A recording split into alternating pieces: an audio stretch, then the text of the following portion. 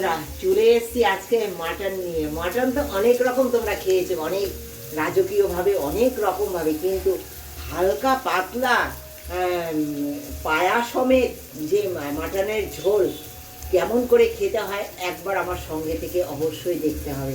এই দেখো পায়া নিয়েছি আর মাটন নিয়েছি, 700 মাটন আছে। এই পায়াটা আগে আমি সিদ্ধ বসাবো। এই প্রেশারের মধ্যে আগে মাটনের পায়াগুলো ভালো করে ধুয়ে নিয়েছি। খুব কম জল দেবো বন্ধুরা, আর লবণের পরিমাণ খুব বেশি দেবো না, অল্প দেবো। হ্যাঁ, দিলাম। মাংসে যেহেতু জল আছে, এটা কেন অল্প দিলাম সেটা অবশ্যই তোমাদের বলবো। এটা সিদ্ধ করে নেবো এখন। দেখো বন্ধুরা, তোমরা তো দেখেছো আমি মটন হাফ সিদ্ধ করে নিয়েছি। এইবার দেখো আমি মশলাটা কষিয়ে নেবো আগে। দেখো দিয়ে দিচ্ছি একটা গোটা শুকনো লঙ্কা আর সাজিরে। এই যে সাজিরে দেখতে পাচ্ছ, এই সাজিরে ফোড়ন দেবো আমি। এটা এত সুস্বাদু হয় সাজিরে ফোড়ন দিয়ে খেয়ে দেবো মটন। আর একটা কি জিনিস দেবো সঙ্গে থেকে দেখো,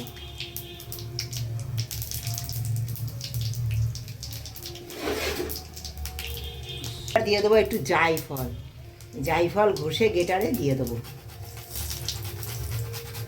খুব সুন্দর গন্ধ বেরিয়ে গেছে বন্ধুরা। দিয়ে দেবো পেঁয়াজ কুচি পরিমাণ মতো। আমার 700 মাংস আছে, তার মধ্যে তোমরা দেখেছো টেংরি দিয়ে এইভাবে যদি মাংস রান্না করে খাওয়া যায়, এর স্বাদই আলাদা হবে। লাল লাল টকটকে টেংরি সহ মাটনের ঝোল দারুণ স্বাদের হয়, দারুণ। টেংরিতে এমনি খাও, কিন্তু টেংরিটা এইভাবে মাংসের সাথে একটু নিয়ে খেয়ে দেখো। দেখো পেঁয়াজের পরিমাণ যে যেরকম মশলা খেতে চাও সেই অনুসারে মশলাটা দেবে।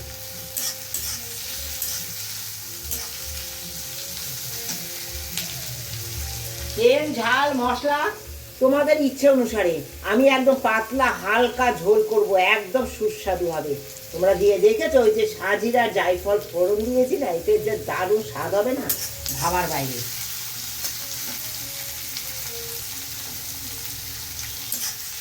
একটু পেঁয়াজটা হালকা ভেজে নেব। দেখো বন্ধুরা, পেঁয়াজটা বেশ হালকা ভাজা হয়ে গেছে। এবার দিয়ে দেবো দেখো আদা রসুন বাটা।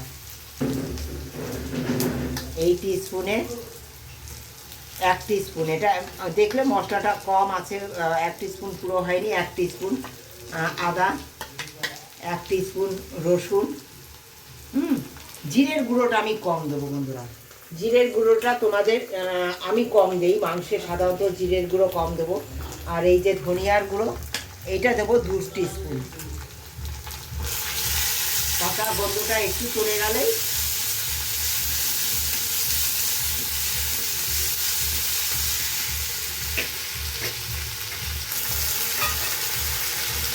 এই যে ধনিয়ার গুঁড়োটা দিয়ে দিচ্ছি বন্ধুরা। জিরের গুঁড়ো খুব কম দেবো। এই টিস্পুনে 2 টিস্পুন দিয়েছি ধনিয়ার গুঁড়ো, 1 টিস্পুন দেবো জিরের গুঁড়ো। পরিমাণ মতো হলুদ, পরিমাণ মতো কাশ্মীরি লঙ্কার গুঁড়ো, একটু গোলমরিচের গুঁড়ো এই যে, আর লবণ দিয়ে সুন্দর করে মশলাটা কষাবো। মাঝে মশলাটা কষাবো। খুব ঝটপট হবে আর খুব হেলদি টেস্টি হবে এই মাটনের ঝোল। ছিলে দিয়ে দেবো একটু সাজিরে।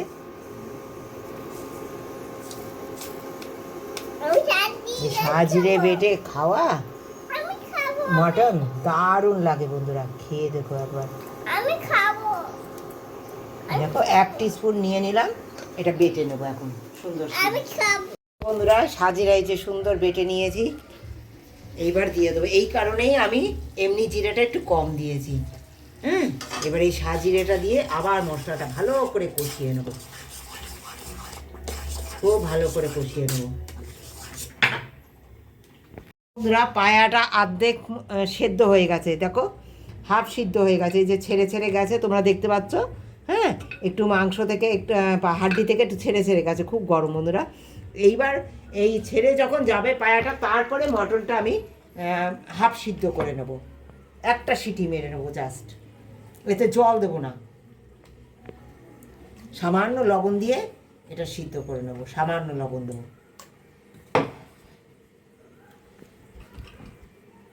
দেখো এই যে সামান্য এই যে মাংস ধোয়া যে জলটা ওইটা দিয়ে দিলাম।